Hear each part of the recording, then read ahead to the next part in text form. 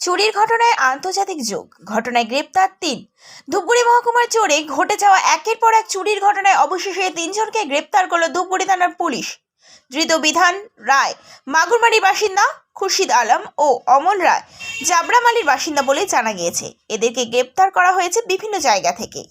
উল্লেখ্য, ধূপগুড়ি মহকুমা জুড়ে বিভিন্ন এলাকায় চুরির ঘটনা ঘটে চলছে। রাতের অন্ধকারে বাড়ির ঘুমের ঘোরে অচৈতন্য করে চুরির ঘটনা ঘটিয়ে চলছিল এই চোরের দল।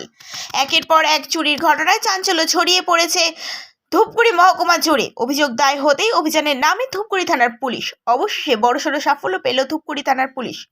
৩ জনকে গ্রেপ্তার করতেই তারা চুরির ঘটনা স্বীকার করে নেয়। পুলিশ সূত্রে খবর, এদেরকে জিজ্ঞাসাবাদ করে জানা গিয়েছে যে চুরির সময় মানুষকে নিস্তেজ করতে যে ওষুধ প্রয়োগ করা হয় তা বাংলাদেশ থেকে আনা হতো।